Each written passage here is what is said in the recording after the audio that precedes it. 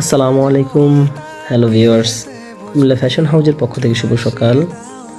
আজকে সকালের sell update, একটি শাড়ি গিফট প্যাকেজটি চাঁদপুর কচুয়া থেকে এক প্রবাসী ভাই ওনার প্রিয়তম স্ত্রীর জন্য অর্ডার করেছেন।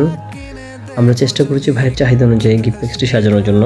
গিফট প্যাকেজটিতে আমরা একটি শাড়ি দিয়েছি, চুড়ি দিয়েছি, গাজরা, টিপের পাতা দিয়েছি এবং সেই সাথে স্পেশালিভাবে ভাবির জন্য একটি গহনা সেট পাঠিয়েছি।